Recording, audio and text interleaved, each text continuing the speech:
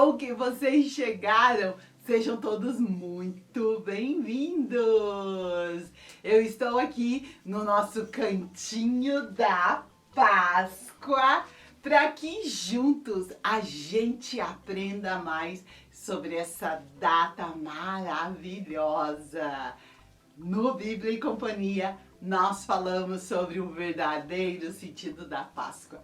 E hoje vamos continuar aprendendo. E eu estou vendo aqui que já está na hora da nossa história. É hora da história! Nós já vimos que o povo de Israel estava se preparando para sair do Egito, onde eles eram escravos. Vimos que eles sacrificaram o cordeiro e passaram nas portas o quê? O sangue do cordeiro, porque a 10ª praga ia passar. Você lembra, né? Foram várias pragas, muitas pragas. E a 10ª era a pior delas e eles tinham que se preparar. E dentro disso, Deus deu uma instrução muito importante para eles. O que fazer com a carne daquele cordeiro? Deus deu a instrução para eles prepararem uma última ceia, um jantar para que eles comessem aquela carne. E tudo tinha um significado. E é isso que nós vamos ver agora, nesse prato aqui, que mostra o que eles comeram antes de ir embora. Aqui está alguns dos alimentos que fizeram parte dessa última ceia. Vamos começar com o cordeiro. Lembra que eles sacrificaram o cordeiro e o sangue eles passaram na porta, que era o sinal? A carne eles assaram e o cordeiro, lembra que Deus poupou a casa dos hebreus, do povo de Israel, que estava marcada com o sangue do cordeiro. Então, toda vez que eles comessem o cordeiro, eles iam lembrar que a casa do povo de Israel foi marcada com sangue. Por isso que os primogênitos, os filhos mais velhos da família de Israel, não morreram naquela noite por causa do sinal. Tinha também no prato, olha aqui, ervas amargas. E o que é que essas ervas amargas significavam? Lembrava como os egípcios haviam tornado amarga a vida dos hebreus, do povo de Israel, com a escravidão.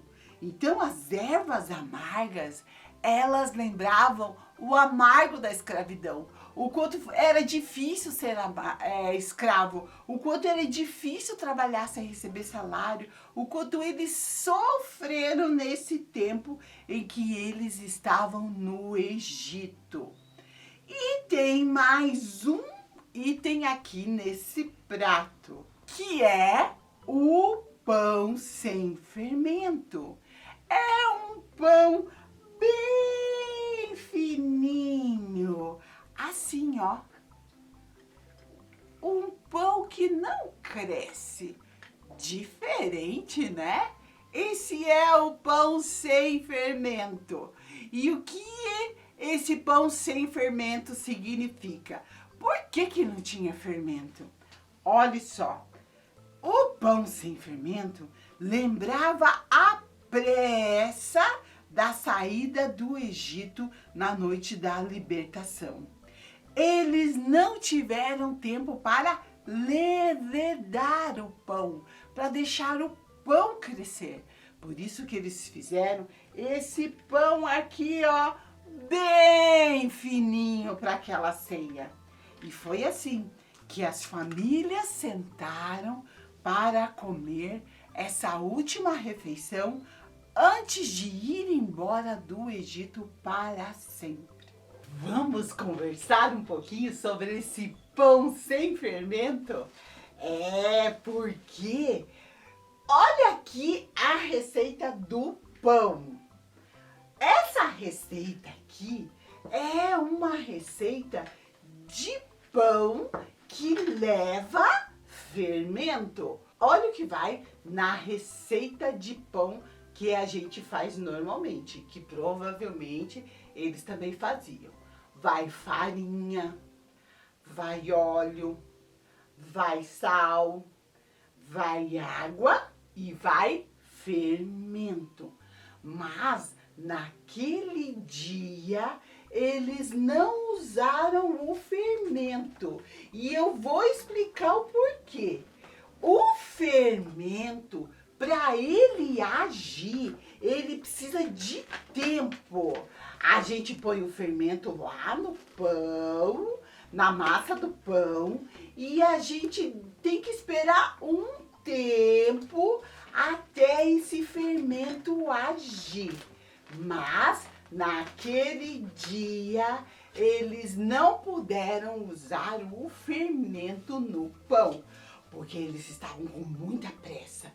Então, os pão sem fermento simboliza essa pressa que eles saíram do Egito.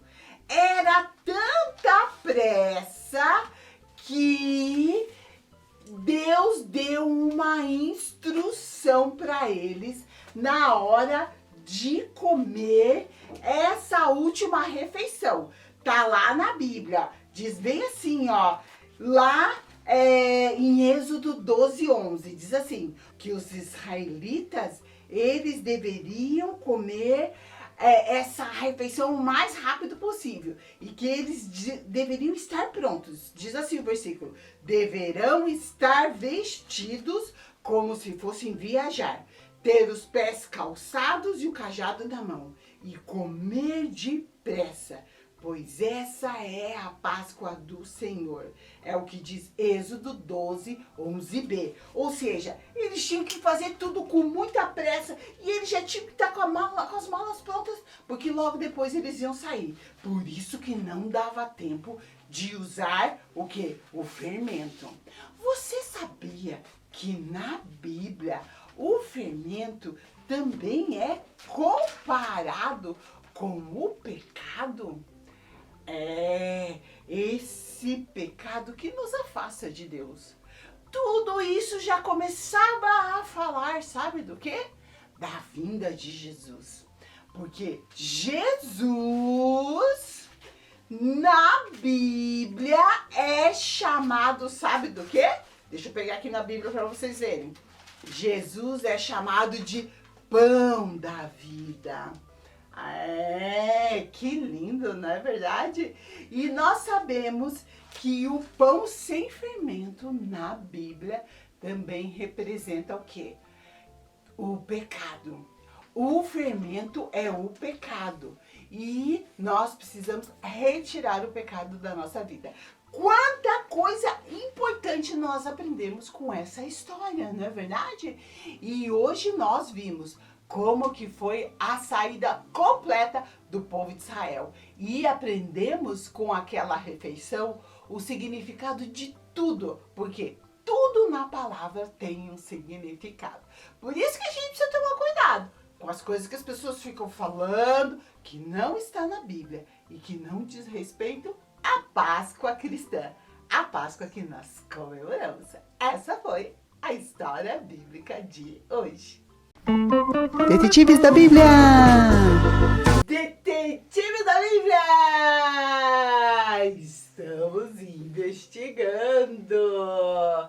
Nesse quadro, a gente se propõe a investigar tudo que diz respeito à palavra de Deus. Então, vocês já sabem que nós já investigamos e descobrimos que existe uma Páscoa comercial e tem a Páscoa cristã.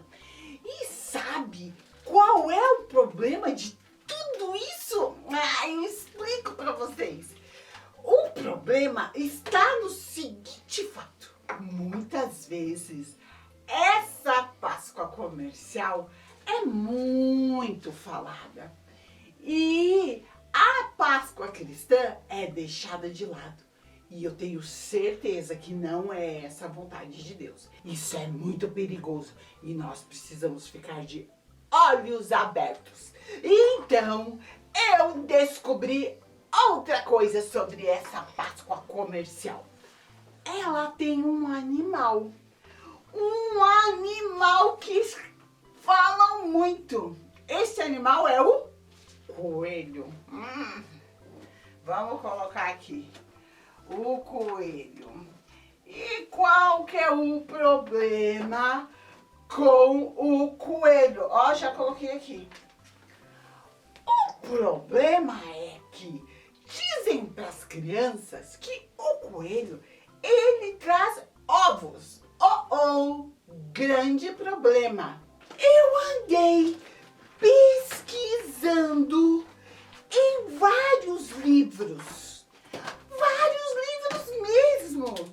E eu não achei em nenhum lugar coelho que bota ovo.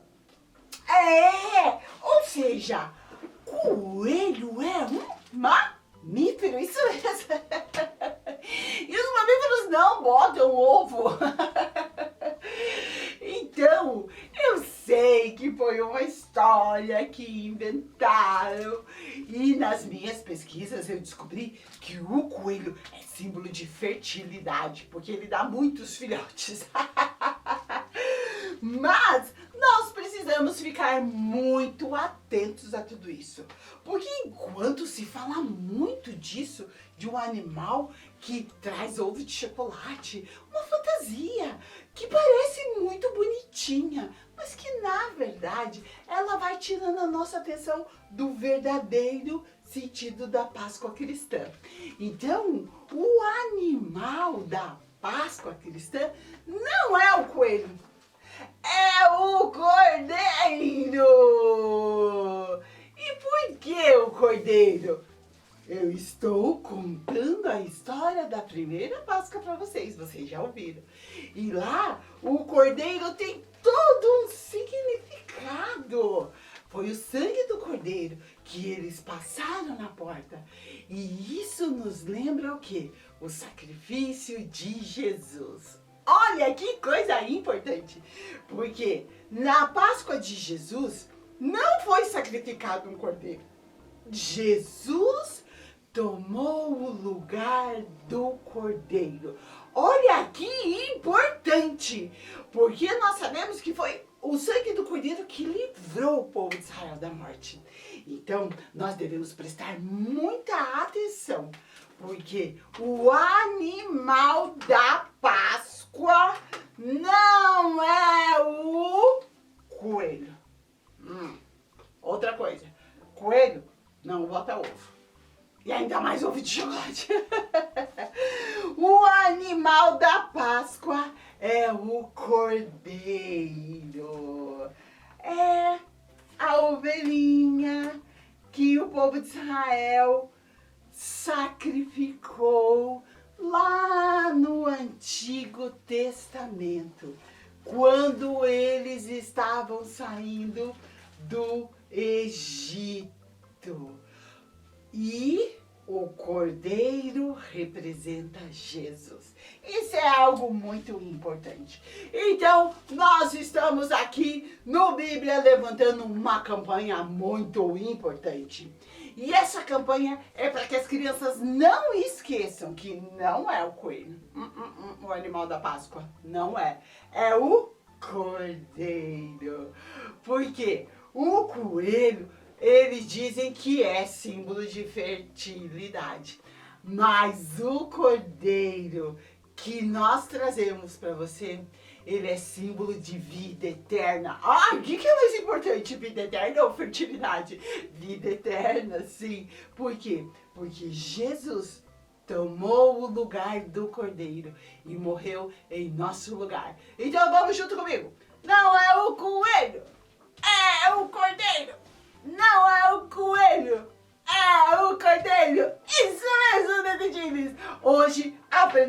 uma lição muito importante que não podemos esquecer, que o verdadeiro animal da Páscoa cristã que nos faz lembrar do sacrifício de Jesus é o Cordeiro.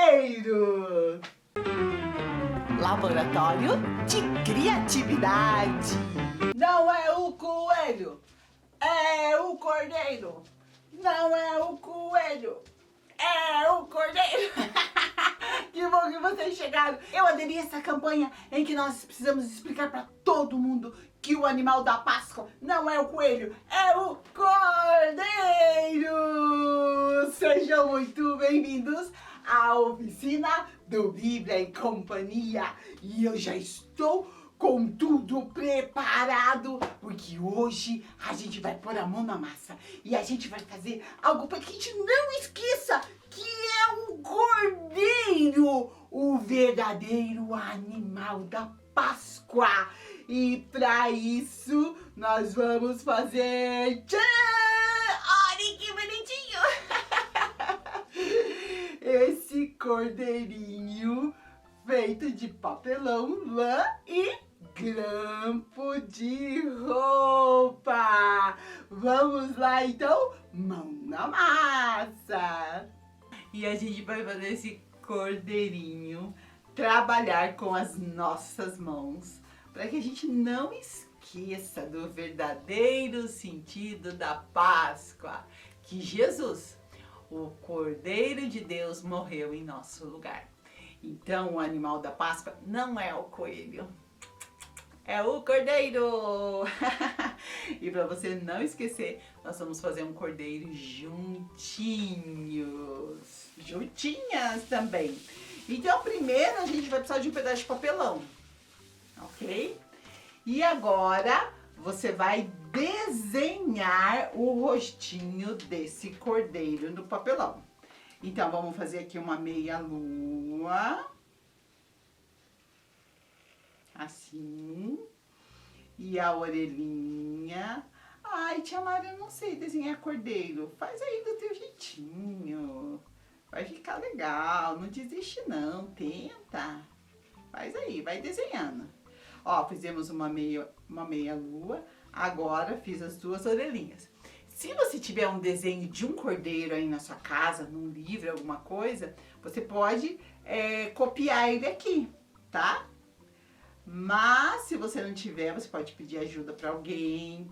E assim você vai criando, fazendo coisas bem legais. Esse cordeiro, ele é bem legal e ele é bem importante. Então vamos lá. Fiz metade de um círculo aqui, um pouquinho mais que metade de um círculo. Daí fiz as orelhinhas, a outra orelhinha, e daí a gente fecha aqui em cima. Daí fazemos duas bolinhas, que são os olhinhos. Aqui é um triângulo, que é a boquinha, e agora a gente vem com o risquinho assim e assim. Pronto! Esse é o rostinho do nosso cordeiro. Vamos fazer uma bolinha vermelha aqui e outra aqui. A gente pode pintar essa parte aqui também de vermelho. Se você não quiser pintar, você pode fazer só risquinhos, como eu estou fazendo aqui. Muito bem! Aqui nessa parte, a gente vai fazer o corpo, tá? Então, é como se fosse um ovo, meio gordinho assim, tá? Assim. Ai, tia Mari, eu não sei fazer. Sabe sim, faz aí, vai fazendo. Faz com lápis, se não ficar legal, você apaga, tá? Até você fazer no formato que você acha que fica legal. Agora a gente vai recortar. Vamos começar a recortar o corpo. E agora vamos recortar a cabeça. Estamos recortando a cabeça já do nosso cordeirinho. E já vamos para a segunda parte, que é bem legal também. Então, a primeira parte é desenhar no papelão e recortar. Ó. Agora, a gente vai pegar lã branca. Olha que legal! Se você não tiver lã, você pode fazer com algodão. E se você não tiver algodão também, você pode fazer com papel picado, bolinhas de papel picado. Sabe que fica bem legal e todo mundo tem em casa? Você fazer bolinhas de papel higiênico. Faz umas bolinhas pequenininhas e vai colando aqui até preencher tudo. Mas esse aqui eu tô fazendo de lã, tá? Vamos lá. Ó, passei bastante cola aqui no corpinho. E agora eu vou começar a enrolar essa lã. Ó, como tem cola aqui, a lã já vai ficando presa. E assim você passa a lã de todos os lados. Vamos lá. Ó, eu já tô aqui finalizando. E como você vai estar vendo, eu vou preenchendo todos os espaços aonde está aparecendo o papelão. Para que fique todinho coberto com a lã. Então, aonde tem papelão, eu vou preenchendo com a lã, de um lado e do outro. Ó. E assim ela vai ficando bem fofinha, bem gordinha. Eu acho que já tá bom. Vou cortar aqui. E aqui atrás eu vou amarrar. Para não soltar.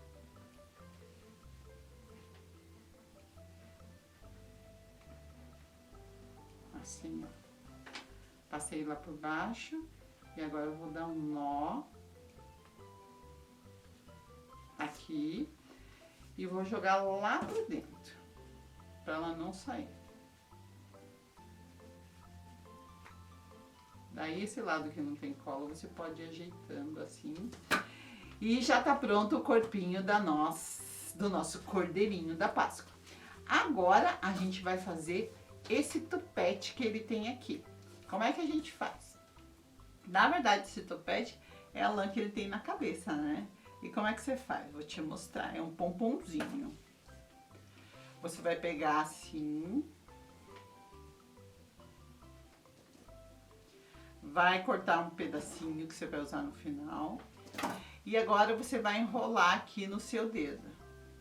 Ou em alguma outra coisa que você tenha aí que você possa enrolar. Enrola várias vezes. Depois que você enrolou, você corta aqui. E você amarra aqui no meio, ó. Tá enrolado aqui. A gente vai amarrar aqui no meio. Por isso que eu tirei esse pedacinho aqui. Ó. Vamos amarrar aqui no meio. Vou dar 2 nó. 1, 2. Muito bem. Agora você vai colocar aqui dentro a tesoura, ó. Vai cortar. E aqui do outro lado você vai fazer a mesma coisa. Se ficar algum assim, ó, que nem esse daqui, você vai cortando. Até que todos eles estejam bem soltinhos. Que nem esse daqui. Agora a gente vai colar aqui na cabecinha da nossa ovelha. Ah, que bonitinho. E antes de colar aqui, porque depois que eu colar aqui, eu vou ter que deixar a cabecinha paradinha aqui, não vou poder mexer até a cola secar. Vamos colocar os pezinhos já. Mas, Chamara, você não ensinou a fazer os pezinhos. Não precisa, porque são 2 grampos de roupa. Um aqui e outro aqui.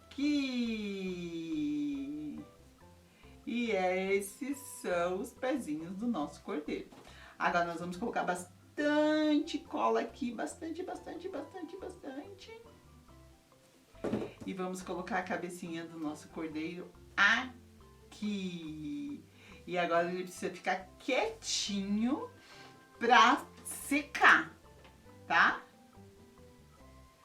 Inclusive, você pode colocar alguma coisa pesada aqui em cima para que ele não saia na hora da secagem, para que ele fique pressionado.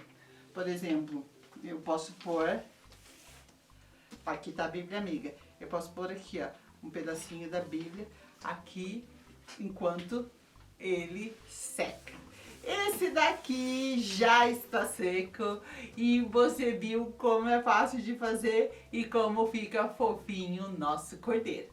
Lembrando que a gente fez essa atividade aqui para você lembrar que não é o coelho o animal da Páscoa. O animal da Páscoa cristã é o cordeiro, que nos lembra Jesus, o Cordeiro Santo de Deus, que morreu no nosso lugar. Esse é o lindo significado da Páscoa. E quando você olhar para esse cordeirinho, você vai lembrar dessa verdade maravilhosa. Muito legal! Recadinho da Mara! Feliz Páscoa! Ele vive!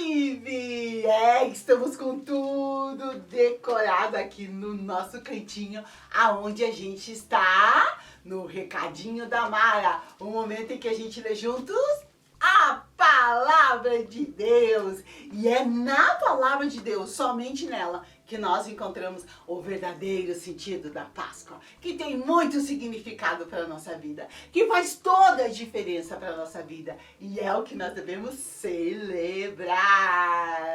Você lembra? Estamos no Recadinho da Mara, lendo os textos bíblicos que falam sobre os últimos dias de Jesus e colando nessa parede de quadro as figuras que dizem respeito ao que aconteceu nos últimos dias. Mãe, cadê minha Bíblia? Já pegou a sua Bíblia?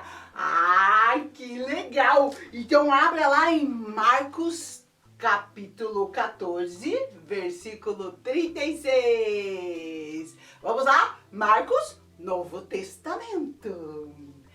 Número grandão é o capítulo 14 e o número pequenininho é o versículo 36. E eu já estou com ele grandão aqui pra gente ler juntos. Diz assim: ele orava assim: Pai, meu Pai, tu podes fazer todas as coisas. Jesus estava orando assim. Afasta de mim esse cálice de sofrimento. Porém, que não seja feito o que eu quero, mas o que tu queres. Marcos 14, 36. Onde será que Jesus estava fazendo essa oração? Porque diz que ele estava orando. Eu vou mostrar para vocês. Aqui, ó, num jardim chamado Getsemane. Depois da ceia, Jesus saiu e foi com seus discípulos para esse jardim. Veja, já estava à noite. E Jesus, ele disse para os seus discípulos que ele ia orar e pediu para eles ficarem orando também. Então os discípulos ficaram numa parte do jardim e Jesus falou para eles: ore, e ele foi para outra parte. Quando ele chegou lá, foi que ele fez essa oração. Vamos colar aqui essa figura? Essa figura vai aqui, ó. Isso. E Jesus, ele estava orando e ele falou que ele iria experimentar um grande sofrimento. Por isso que diz: afasta de mim esse cálice de sofrimento. Então Jesus, ele já estava sentindo tudo o que ia acontecer com ele. E a Bíblia diz que era tanto sofrimento, tanta agonia, que Jesus começou a suar gotas de sangue. Mas por que será? Porque Jesus estava se preparando para morrer pelo pecado de toda a humanidade. Uau! Muito sofrimento, não é verdade? E ele disse para Deus, ele chamou Deus de Pai, e disse: se puder, passa de mim esse sofrimento. Mas logo depois Jesus disse que seria obediente, dizendo: porém, que não seja feito o que eu quero, mas o que tu queres. Jesus nos dá uma lição de obediência. E ele disse para Deus que ele estava preparado para morrer por toda a humanidade. E depois, o que será que aconteceu? Vamos continuar lendo e colocando a figura aqui. Agora a gente vai ler lá o que está em João. Vai um pouquinho para frente na sua Bíblia. João. Acha o número grandão, 18. E o número pequenininho, 12. Vamos lá. Novo Testamento, livro de João, número grandão, 18. E o pequenininho, 12. Diz assim: em seguida, os soldados, o comandante e os guardas do templo prenderam Jesus e o amarraram. Jesus estava orando lá no jardim e vieram esses soldados para prendê-lo. Ele não havia feito nada de errado. Mas lembra que ele disse que seja feita a vontade de Deus? Jesus sabia que era o momento dele cumprir a grande missão de ir para a cruz, por causa do meu e do seu pecado. Que difícil, não é verdade? Mas Jesus sabia que tudo aquilo tinha um propósito maior. Vamos colar essa figura então? Vamos lá! Aqui está ela. Ela mostra o momento em que os soldados chegaram para prender Jesus. E tudo aconteceu conforme o que estava escrito nas Escrituras. Nas Escrituras que revelam e mostram o propósito de Deus, o que Deus tinha para nós, o que Deus estava fazendo através do que? Disso de Jesus ir preso, ser julgado, era um plano muito maior. Como a história da Páscoa é emocionante, não é verdade? Já entramos junto com Jesus na entrada triunfal. Depois aquela refeição com os discípulos. Depois ele foi para o jardim orar e lá ele soou gotas de sangue até que chegaram os soldados e o prenderam. É muito importante a gente ler a palavra de Deus, mas ainda não acabou. Tem muita coisa boa pra gente ler junto aqui no Recadinho da Mara. Tchau! Biblioteca. Eu estou aqui na nossa biblioteca.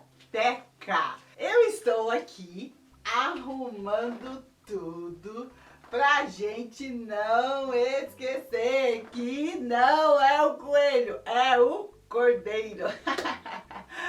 Foi Jesus que morreu e ressuscitou para que nós pudéssemos ter vida eterna. Por falar em ressuscitou, hoje nós vamos ouvir uma história depois que Jesus havia ressuscitado. Antes dele subir aos céus, ele ficou durante 40 dias aqui na terra. E a história de hoje é um desses dias em que ele se encontra com alguns dos seus seguidores. Vamos ouvir essa história? É muito interessante. Ela se encontra em que livro da Bíblia? Chega mais pertinho que eu vou te mostrar. Aqui na nossa biblioteca, aonde você encontra essa história. Chega mais pertinho, porque nós estamos no Novo Testamento. E você sabia que a história da Páscoa a gente encontra nos 4 livros do Novo Testamento? Nesses livros aqui, nos Evangelhos. E a história de hoje está aqui, no livro de Lucas. Vamos lá, então, ver o que é que acontece? Vamos! Essa história está onde? Na Bíblia Amiga, no capítulo 24 de Lucas. Conta a história de 2 seguidores de Jesus, que no dia que Jesus havia ressuscitado, esses 2 seguidores de Jesus estavam saindo de Jerusalém, indo para um povoado ali perto, para Emaús. E os 2 iam conversando, muito tristes. E eles diziam, as mulheres disseram que viram ele, mas não sabemos se é verdade. E estavam indo, tristes, cabisbaixos. Nesse momento, chegou alguém perto deles e perguntou, por que vocês estão tristes e desanimados? O que aconteceu? E foi caminhando junto com eles. Um deles virou para aquela pessoa e disse assim, você não sabe? Você não estava em Jerusalém nesses dias? Não sabe o que aconteceu? Que Jesus, o Salvador, morreu na cruz e começou a conversar, contar para essa pessoa o que havia acontecido com Jesus. E eles estavam tão tristes, tão desanimados, que eles nem perceberam com quem eles estavam conversando. Porque eles estavam conversando com Jesus, mas eles estavam tão tristes e tão desanimados que eles nem perceberam que é Jesus. Mas Jesus foi conversando com eles e disse, mas acaso vocês não sabiam o que dizia as Escrituras? Que o Messias viria e que aconteceria da maneira como foi? E foi conversando. A Bíblia diz que Jesus começou a falar o quê? De tudo que estava na palavra de Deus, de como seria a vinda do Messias, desde o Antigo Testamento até aquele dia. E Jesus foi conversando com eles, foi conversando, até que eles chegaram numa altura do caminho que Jesus tomou outra direção. Eles disseram, não, fique conosco, fique, por favor. Jesus decidiu ficar com eles mais um pouco, mas ainda eles não haviam reconhecido Jesus, porque eles estavam tão tristes e tão desanimados, achando que Jesus havia morrido e que eles nunca mais iam vê-lo. Provavelmente eles estavam tristes porque eles achavam que eles nunca mais iam ver Jesus. Mas Jesus ficou com eles mais um pouco. Mais tarde, quando eles estavam juntos ao redor da mesa, porque eles iam comer na casa aonde esses seguidores de Jesus tinham ido, a palavra de Deus diz que Jesus pegou o pão e partiu e deu para cada um deles. Nesse momento, os olhos deles se abriram e eles perceberam que eles estavam conversando com Jesus. Nesse momento, a palavra de Deus diz que Jesus saiu da presença deles e eles ficaram conversando. Quando eles reconheceram que era Jesus, eles ficaram muito felizes. Aquela tristeza, aquele desânimo passou e eles começaram a conversar. O nosso coração ardia quando ele falava, quando a gente conversava com ele no caminho. Eles estavam maravilhados e decidiram voltar para Jerusalém. Eles voltaram lá para a cidade, muito animados agora porque haviam visto Jesus. E a palavra de Deus diz que quando eles chegaram lá em Jerusalém, eles encontraram os discípulos reunidos e disseram, ressuscitou, Jesus realmente ressuscitou e nós estivemos com eles. E eles ficaram muito alegres. Sabe, amiguinhos, esses 2 seguidores de Jesus nos ensinam algo muito importante. Com eles, nós podemos aprender, sabe o quê?